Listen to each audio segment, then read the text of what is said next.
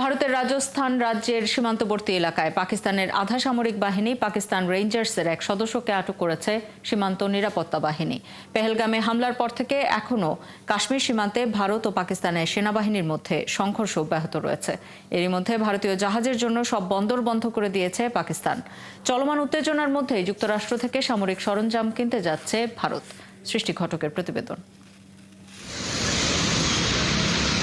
কাশ্মীরের পেহেলগামে সন্ত্রাসী হামলার পর থেকে উত্তেজনা কেবল বেড়েই চলেছে ভারত ও পাকিস্তানের মধ্যে। হামলায় পাকিস্তানের জড়িত থাকার অভিযোগ তুলে গেল কয়েকদিনে দেশটির বিরুদ্ধে নানা পদক্ষেপ নিয়েছে দিল্লি। এরই অংশ হিসেবে ভারতের আকাশসীমা ও বন্দর পাকিস্তানের জন্য বন্ধ ঘোষণা করা হয়েছিল। এবার একই পদক্ষেপ নিয়েছে ইসলামাবাদও। ভারতের জন্য নিজেদের সব বন্দর বন্ধ ঘোষণা করেছে পাকিস্তান। এছাড়া দেশটি ভারতের সঙ্গে সীমান্তে অতিরিক্ত সেনাও মোতায়েন করেছে। এরই মধ্যে আবদালি ব্যালিস্টিক ক্ষেপণাস্ত্রের পরীক্ষামূলক উৎক্ষেপণ করেছে পাকিস্তান। ভারতের কর্মকর্তারা এটিকে খোলামেলা উস্কানি বলে মন্তব্য করেছেন। 450 কিলোমিটার রেঞ্জের এই ক্ষেপণাস্ত্র পাকিস্তান সিন্ধু মহড়ার অংশ হিসেবে পরীক্ষা করেছে বলে জানিয়েছে। একই দিন রাজস্থানের ভারত পাকিস্তান সীমান্তে এক পাকিস্তানি রেঞ্জার সদস্যকে আটকের দাবি করেছে ভারত। এর আগে জম্মু ও কাশ্মীরের পেহেলগামে সন্ত্রাসী হামলার পর দুই দেশের মধ্যে উত্তেজনা বৃদ্ধির মধ্যে পাকিস্তানের আধা সামরিক বাহিনীটি বিএসএফ এর এক জওয়ানকে গ্রেপ্তার করে। এর প্রায় 2 সপ্তাহ পর এই ঘটনা ঘটল। বিএসএফ জওয়ান পূর্ণম কুমার শকে 23 এপ্রিল পাঞ্জাবের পাক ভারত আন্তর্জাতিক সীমান্ত থেকে গ্রেপ্তার করেছিল রেঞ্জার্স। পরে ভারত তীব্র প্রতিবাদ জানালেও তাকে হস্তান্তর করেনি পাকিস্তান।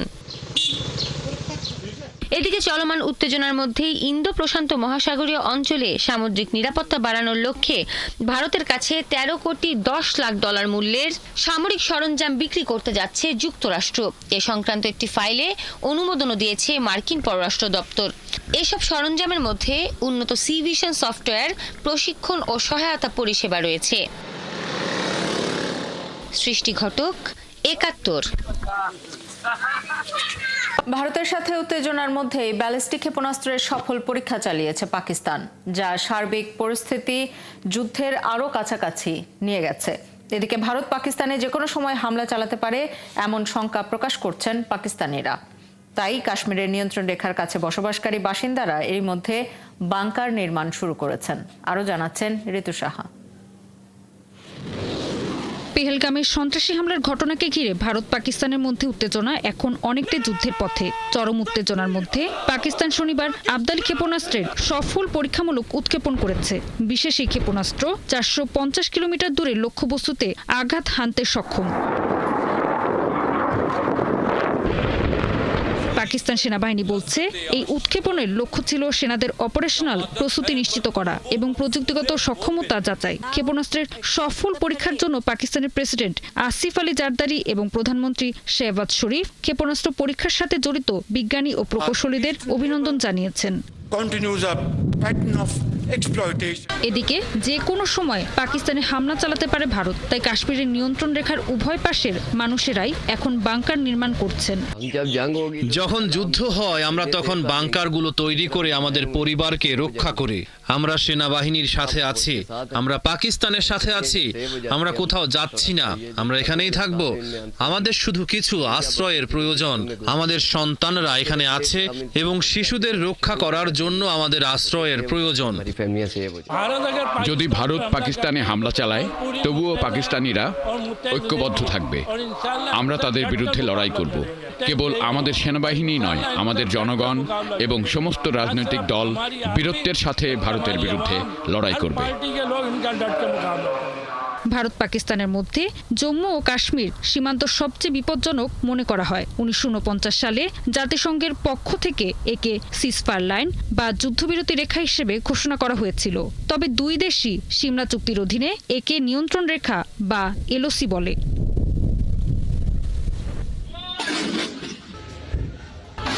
এদিকে ভারত ও পাকিস্তানকে চলমান উত্তেজনার মধ্যে সংযম দেখানো এবং আলোচনা চালিয়ে যাওয়ার আহ্বান জানিয়েছে ইউরোপীয় ইউনিয়ন। পাশাপাশি ভারত ও পাকিস্তানের মধ্যে ক্রমবর্ধমান উত্তেজনার প্রেক্ষাপটে জাতিসংঘ নিরাপত্তা পরিষদে শিগগিরই বৈঠক হতে পারে বলে জানিয়েছে গ্রিস।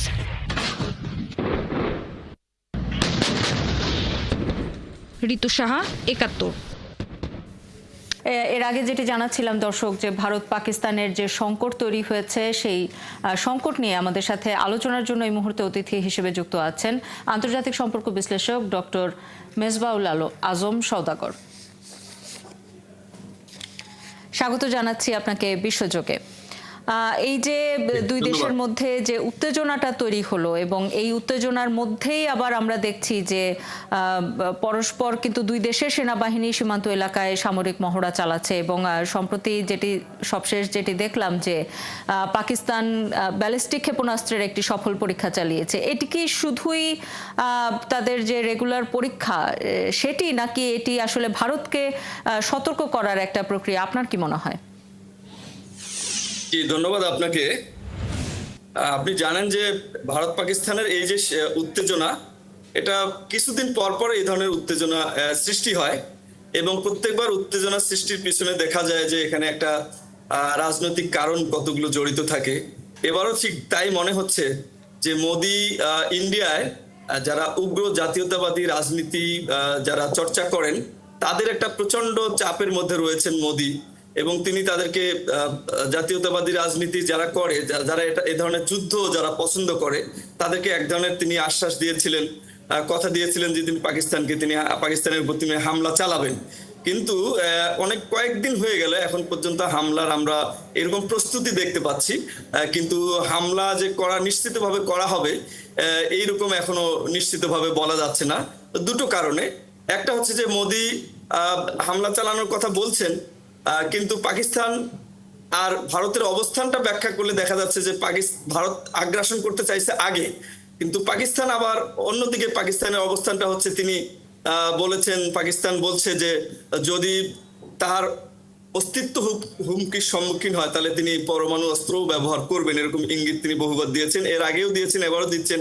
যার পরিপ্রেক্ষিতে কিন্তু স্ট্র্যাটেজিক্যালি মানে সামরিক বাহিনীর দিক থেকে, আধুনিকায়নের দিক থেকে পাকিস্তানের চেয়ে ভারত অ্যাডভান্স পজিশনে থাকলেও কৌশলগতভাবে পাকিস্তান একটু এগিয়ে রয়েছে, এই কারণে যে তিনি পরমাণু অস্ত্র ব্যবহারে তিনি হুমকি দিচ্ছেন। তো পাকিস্তানের এই পরমাণু অস্ত্রটা একটা খুব বড় ধরনের একটা ডিটারেন্স হিসাবে, নিবারক হিসাবে এখানে কাজ করছে, যুদ্ধ পরিস্থিতি যাতে সৃষ্টি না হয় সেই জন্য। এই জন্য আপাতত ধারণা করা হচ্ছে যে এই ধরনের হুমকি ধামকি চলবে, দুই দেশের প্রস্তুতিও চলবে, এবং শেষ পর্যন্ত যেটি হতে পারে ভারত একটা দায়সারা হামলা করে এখান থেকে এই হামলার ইতি টানতে পারে বলে আমার কাছে মনে হয়।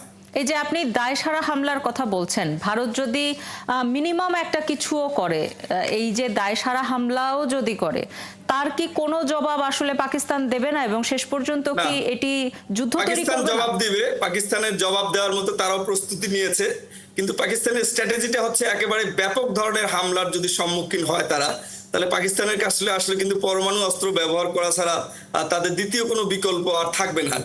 তো এই যে পাকিস্তানের এই অবস্থানটা কিন্তু ভারতকে পাকিস্তানে বড় ধরনের হামলার পিছনে একটা বড় ধরনের একটা বাধা হিসেবে কাজ করছে পাকিস্তানের এই কৌশলটি, যার কারণে আমার কাছে মনে হয় যে ভারত শেষ পর্যন্ত বড় ধরনের কোনো হামলা চালাবে না পাকিস্তানের এই কৌশলগত অবস্থানের কারণে। আর দ্বিতীয়ত হচ্ছে ভারত এই হামলার পিছনে যে লেজিটিমেসি যেটা দরকার, যে পেহেলগামের হামলার পিছনে পাকিস্তান জড়িত, আন্তর্জাতিক সম্প্রদায়ের কাছে এখনো পর্যাপ্ত পরিমাণ তথ্য প্রমাণ এটার সপক্ষে কিন্তু ভারত এখন পর্যন্ত তুলে ধরতে পারেনি, যার ফলে এই বড় ধরনের হামলা করে ইন্টারন্যাশনাল কমিউনিটির সমর্থন পাওয়াটা ভারতের জন্য একটি ডিফিকাল্ট হবে এখন পর্যন্ত বলে আমার মনে হয়। আপনাকে অসংখ্য ধন্যবাদ আমাদের সাথে যুক্ত হবার জন্য। দর্শক, আমাদের সাথে যুক্ত ছিলেন আন্তর্জাতিক সম্পর্ক বিশ্লেষক ডক্টর মেজবাউল আজম সওদাগর। ভারতের সাথে নতুন করে পাকিস্তানের সম্পর্কের অবনতি হওয়ার মূল কারণ কাশ্মীর সমস্যা। তাই এবার সমস্যার সমাধান করতে আন্তর্জাতিক মহলের প্রতি আহ্বান জানিয়েছেন যুক্তরাষ্ট্রে নিয়োজিত পাকিস্তানের রাষ্ট্রদূত রিজওয়ান সাঈদ শেখ। শনিবার ফক্স নিউজকে দেয়া এক সাক্ষাৎকারে একথা বলেন তিনি। রিজওয়ান সাঈদ শেখ বলেন, সাময়িক কোনো সমাধান নয়, কাশ্মীর সমস্যার স্থায়ী সমাধান দরকার। এতে প্রেসিডেন্ট ট্রাম্প কাশ্মীর সমস্যার সমাধানে অংশ নিয়ে তার চুক্তির মাধ্যমে সমস্যা সমাধান করতে পারেন। এছাড়া কাশ্মীর ইস্যু পারমাণবিক উত্তেজনার কেন্দ্রবিন্দুতে পরিণত হয়েছে বলেও মন্তব্য করেন পাকিস্তানের রাষ্ট্রদূত। সাঈদ আরও বলেন, কাশ্মীর পরিস্থিতি এর আগেও যখন এমন পর্যায়ে পৌঁছেছিল তখনও আন্তর্জাতিক মহল বিষয়টির প্রতি নজর দিয়েছিল, তবে সমস্যার পুরোপুরি সমাধান হওয়ার আগেই তারা চোখ ফিরিয়ে নিয়েছে। পাকিস্তানের খাইবার পাখতুনখোয়া নিরাপত্তা বাহিনী পরিচালিত 3টি আলাদা বিশেষ অভিযানে 5 সন্ত্রাসী নিহত হয়েছে। এছাড়া গ্রেপ্তার করা হয়েছে আরও 2 জনকে। শনিবার পাকিস্তানের সেনাবাহিনীর মিডিয়া শাখা ISPR এক বিবৃতিতে এই তথ্য জানিয়েছে। বিবৃতিতে বলা হয়, 3টি অভিযানের মধ্যে প্রথমটিতে বাজৌর জেলায় অভিযান চালিয়েছে দেশটির নিরাপত্তা বাহিনী। এতে আরও বলা হয়েছে, উত্তর ওয়াজিরিস্তান জেলার দোসালির সাধারণ এলাকায় নিরাপত্তা বাহিনীর পরিচালিত আরেকটি অভিযানে 2 সন্ত্রাসী নিহত হয়। এদিকে পাকিস্তানের সেনাবাহিনীর মিডিয়া শাখা জানিয়েছে, গেল মাসের শেষের দিকে খাইবার পাখতুনখোয়ার উত্তর ওয়াজিরিস্তান জেলায় আফগানিস্তান সীমান্ত দিয়ে অনুপ্রবেশের চেষ্টারত 54 জন সন্ত্রাসীকে নিরাপত্তা বাহিনী হত্যা করেছে। ইসলামিক স্টেটের আফগান শাখাকে পরাস্ত করতে তালেবান সরকারকে সহায়তা করার সিদ্ধান্ত নিয়েছে রাশিয়া। একথা বলেছেন আফগানিস্তানে মস্কোর বিশেষ প্রতিনিধি। ইসলামিক স্টেটকে মস্কো ও কাবুল উভয়ের শত্রু হিসেবে আখ্যা দিয়ে রুশ প্রতিনিধি জামির কাবুলভ বলেছেন, এই লড়াইয়ে আফগানি কর্তৃপক্ষকে সর্বোচ্চ সহায়তা করবে রাশিয়া। এদিকে তালেবান সরকারও দাবি করেছে, আফগানিস্তানে আইএসের উপস্থিতি নির্মূল করতে তারা চেষ্টা চালিয়ে যাচ্ছে। সম্প্রতি রাশিয়ায় সংঘটিত একাধিক সন্ত্রাসী হামলায় আইএসের সংশ্লিষ্টতা পাওয়া গেছে। গত বছর মার্চে মস্কোর কাছাকাছি আয়োজিত একটি কনসার্টে আইএসের হামলায় 145 জন নিহত হন। নারী নীতি সহ মানবাধিকার লঙ্ঘনের বিভিন্ন অভিযোগ রয়েছে তালেবান সরকারের বিরুদ্ধে। এখন পর্যন্ত কোনো দেশ তাদের আনুষ্ঠানিক স্বীকৃতি দেয়নি, তবে গত মাসে তালেবানকে তাদের সন্ত্রাসী সংগঠনের তালিকা থেকে আনুষ্ঠানিকভাবে বাদ দেয় রাশিয়া। ফিলিস্তিনের অবরুদ্ধ গাজা ভূখণ্ডে ইসরায়েলি হামলায় একদিনে কমপক্ষে আরও 39 জন ফিলিস্তিনি নিহত হয়েছেন। এদের মধ্যে 3 শিশুও রয়েছে। আহত হয়েছেন আরও অনেকে। এতে করে অবরুদ্ধ উপত্যকাটিতে নিহতের মোট সংখ্যা 52,500 জনে পৌঁছে গেছে। শনিবার দিনভর উপত্যকা জুড়ে হামলা চালায় ইসরায়েলি বাহিনী। স্বাস্থ্য মন্ত্রণালয়ের তথ্য অনুযায়ী গত 18 মার্চ থেকে গাজায় নতুন করে শুরু হওয়া ইসরায়েলি বিমান হামলা এখন পর্যন্ত 2,396 জন ফিলিস্তিনি এবং আরও 6,325 জন আহত হয়েছেন। গাজায় সামরিক অভিযানের মাত্রা বৃদ্ধি করতে যাচ্ছে ইসরায়েল। এই সংক্রান্ত পরিকল্পনা ইসরায়েলি নিরাপত্তা ক্যাবিনেটে অনুমোদিত হয়েছে বলে দেশটির সংবাদ মাধ্যম ইনেতে দাবি করা হয়। নাম প্রকাশে অনিচ্ছুক ইসরায়েলি কর্মকর্তার বরাতে ইনেত নামে সংবাদ মাধ্যমটি জানিয়েছে, হামাস যতদিন জিম্মিদের ছেড়ে না দিচ্ছে ততদিন অভিযানের তীব্রতা বাড়াতে থাকবে ইসরায়েল। ওই প্রতিবেদনে দাবি করা হয়, রবিবার পূর্ণাঙ্গ ক্যাবিনেটে পরিকল্পনাটি অনুমোদনের জন্য উত্থাপন করা হবে। গাজায় ইসরায়েলি হামলায় 18 মাসে 2 শতাধিক সাংবাদিক নিহত হয়েছে। এসব সাংবাদিকদের মধ্যে অন্তত 42 জনকে হত্যা করা হয়েছে পেশাগত দায়িত্ব পালনের সময়। সাংবাদিকদের অধিকার রক্ষায় কাজ করা বৈশ্বিক সংগঠন রিপোর্টার্স উইদাউট বর্ডার্স RSF এই তথ্য জানিয়েছে। প্যারিস ভিত্তিক সংস্থাটি আর বলেছে, গাজা উপত্যকায় আটকে পড়া সাংবাদিকরা আশ্রয়হীন হয়ে পড়েছেন। খাদ্য পানি সহ সবকিছুরই চরম সংকটে রয়েছেন তারা। এছাড়া দখলকৃত পশ্চিম তীরে সাংবাদিকরা নিয়মিত ইসরায়েলি বাহিনী এবং সেখানে অবৈধভাবে বসতি স্থাপনকারীদের হাতে হয়রানি ও হামলার শিকার হচ্ছেন। ইয়েমেনের আন্তর্জাতিকভাবে স্বীকৃত সরকারের প্রধানমন্ত্রী আহমেদ আওয়াদ বিন মোবারক পদত্যাগের ঘোষণা দিয়েছেন। মার্কিন হামলা তীব্র হওয়ার মধ্যে ইয়েমেনে হুথি বিদ্রোহী জোট সরকারের এই প্রধানমন্ত্রী পদত্যাগ করলেন। সরকারের রদবদল আনতে ব্যর্থতা সহ বিভিন্ন ধরনের সমস্যার মুখোমুখি হয়ে আহমেদ আওয়াদ বিন মোবারক প্রধানমন্ত্রীর পদ ছাড়ার সিদ্ধান্ত নিয়েছেন বলে বিবৃতিতে জানিয়েছেন। দেশটির সরকারের 6টি সূত্র ব্রিটিশ বার্তা সংস্থা রয়টার্সকে জানিয়েছে, ইয়েমেনের প্রেসিডেন্ট কাউন্সিলের প্রধান রাশাদ আল আলিমির সঙ্গে ক্ষমতাকেন্দ্রিক দ্বন্দ্বের জেরে পদত্যাগ করেছেন প্রধানমন্ত্রী। সৌদি আরবে সন্ত্রাসবাদ সম্পর্কিত একযোগে দোষী সাব্যস্ত 2 ব্যক্তির মৃত্যুদণ্ড কার্যকর করা হয়েছে। এ নিয়ে চলতি বছর দেশটিতে অন্তত 100 জনের মৃত্যুদণ্ড কার্যকর করা হলো। এবছর মৃত্যুদণ্ড কার্যকর করা 100 জনের মধ্যে 59 জন মাদক সম্পর্কিত অপরাধে দোষী সাব্যস্ত ব্যক্তি ছিলেন, যাদের মধ্যে 43 জন বিদেশি নাগরিক। এতে নিন্দা জানিয়েছে বিভিন্ন মানবাধিকার গোষ্ঠী। সৌদি আরব বিশ্বের সবচেয়ে বেশি মৃত্যুদণ্ড ব্যবহারকারী দেশগুলোর মধ্যে একটি। অস্ট্রেলিয়ার জাতীয় নির্বাচনে দ্বিতীয়বারের মতো প্রধানমন্ত্রী নির্বাচিত হয়েছেন দেশটির ক্ষমতাসীন লেবার পার্টির নেতা অ্যান্থনি আলবানিজ। শনিবার দেশটিতে অনুষ্ঠিত নির্বাচনে বামপন্থী নেতা বিপুল ভোটে জয়লাভ করেছেন। সবশেষ খবর অনুযায়ী 63% ভোট গণনা হয়েছে। এর মধ্যে লেবার পার্টি 85টি আসন, LNP জোট 41টি এবং স্বতন্ত্র প্রার্থীরা 10টি আসন পেয়েছেন। অর্থনৈতিক নানা সংকট আর মার্কিন প্রেসিডেন্ট ডোনাল্ড ট্রাম্পের সাম্প্রতিক বিভিন্ন পদক্ষেপের ঘোর বিরোধিতা করে নির্বাচনী প্রচারণা চালিয়েছিলেন অ্যান্থনি আলবানিজ।